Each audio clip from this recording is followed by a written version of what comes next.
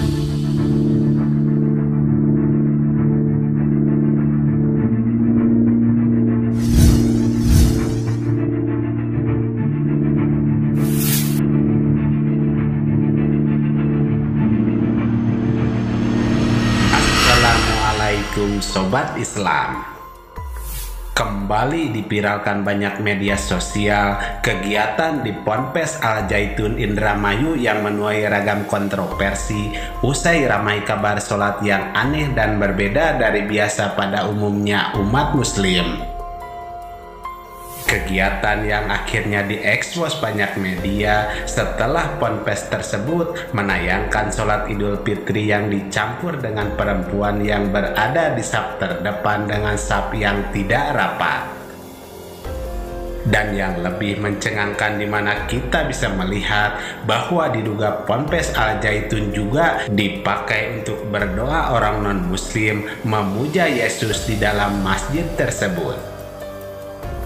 Maraknya kabar yang beredar luas hingga pentingnya penjelasan soal apa tujuan dan rencana besar Ponpes Al Zaitun sebenarnya yang menghadirkan rangkaian kegiatan Islam dan dianggap aneh hingga bercampur dengan ritual doa agama lain. Inilah penjelasan Buya Yahya yang menjelaskan hal terkait ini. Selengkapnya mari kita bongkar dengan menyimak videonya sampai selesai agar tidak salah paham. Kami husnudon, bahasanya mereka adalah ingin berdoa yang sesungguhnya. Kemudian setelah itu ada sholat.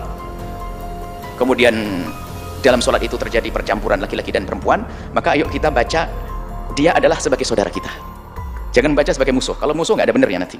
Dan bila kita melihat secara fikih bahwa sholat yang dilakukan dengan saf tidak rapat hingga bercampurnya wanita dalam sholat tersebut dalam jumhur ulama, sholat seperti demikian masih sah menurut pendapat Imam Syafi'i, Imam Malik, dan Imam Hambali. Namun menurut pendapat Imam Abu Hanifah, sholat dengan saf jarang dan bercampur wanita di dalamnya hukumnya tidak sah. Hukum sholat seperti ini makruh dan sebaiknya ditinggalkan kecuali ada uzur-uzur yang syar'i seperti halnya sewaktu adanya pandemi yang melanda beberapa waktu yang lalu.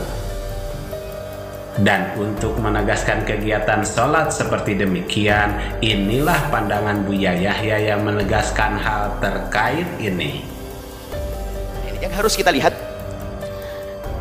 lagi-lagi kepentingan pribadi tadi itu. Gara-gara saya tidak cocok misalnya dengan orang yang mengadakan, lalu saya mencari-cari kesalahan misalnya, itu sudah salah. Jangan sampai kesalahan kita sudah numpuk nggak kelihatan. Hanya ini sudah kebaikan dicari kesalahannya. Apa sih nggak ada kesalahannya dari program manusia ini? Kita perlu jujur. Dan memang saya membaca cerita bahasanya sepintas-sepintas. Saya mendengar berita tentang itu, ada perkumpulan di situ adalah untuk doa dan sebagainya. Kami husnudon, bahasanya mereka adalah ingin berdoa yang sesungguhnya. Kemudian setelah itu ada sholat. Kemudian dalam sholat itu terjadi percampuran laki-laki dan perempuan. Maka ayo kita baca dia adalah sebagai saudara kita. Jangan baca sebagai musuh. Kalau musuh nggak ada benernya nanti. Baik, kita baca sebagai saudara kita. Dan kemudian kalaupun itu saudara yang sesat bagi anda, tidak perlu anda caci maki dan olok-olok, kita doakan. Kalau seandainya itu sesat dan salah, sekarang kita melihat tentang apa yang mereka kerjakan, berkumpul untuk berdoa adalah hal yang baik daripada berkumpul untuk nggak karu-karuan. Ini kan perbandingannya sangat banyak kalau kita ingin husnudun kepada semua orang. Bisa dibandingkan ada perkumpulan hura-hura nggak karu-karuan dan sebagainya, bahkan bukan saja laki perempuan mungkin melakukan keharaman di sana. Ini masih perkumpulan dalam perkumpulan yang dikoordinir untuk berkumpul yang baik. Kita baca sebagai saudara kita dan jangan membaca sebagai musuh. Kalaupun itu saudara yang sesat bagi Anda, tidak perlu kita mencaci maki dan mengolok-ngolok. Maka kita doakan kalaupun itu sesat dan salah. Tetapi di sisi lain, bila dari tim panitia di lokasi tersebut ada kekurangan, terimalah dengan lapang dan adakan ke depan hari dengan lebih baik dan sempurna lagi. Tapi di sisi lain, kalau memang dari tim panitia yang ada di situ ternyata ada kekurangan, terimalah kritik dari orang lain dengan lapang dan adakan di kedepan hari dengan lebih sempurna lagi. Semoga Allah mengampuni kita semuanya.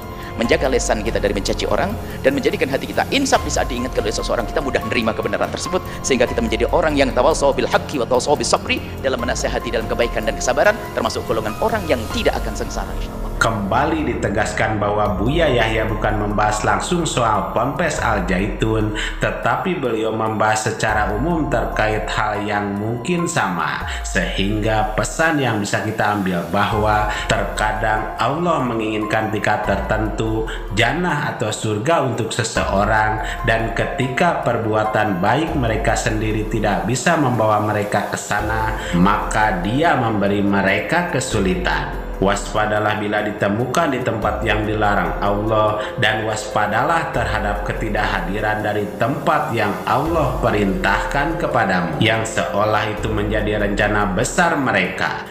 Yang memang tidak bisa kita pungkiri bahwa kini umat Islam sudah terpecah menjadi 73 golongan, dan hanya satu yang benar dan akan masuk surga, yaitu umat yang mengikuti Al-Quran dan sunnah Nabi Muhammad SAW, seperti sabda beliau,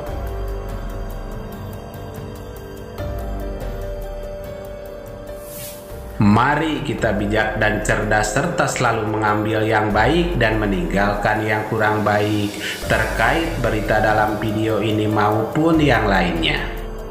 Dan kita ambil saja hikmah kebaikan serta bisa melaksanakan sisi siar yang beliau sampaikan.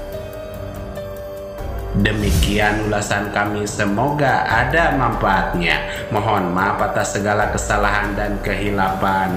Wassalamualaikum warahmatullahi wabarakatuh.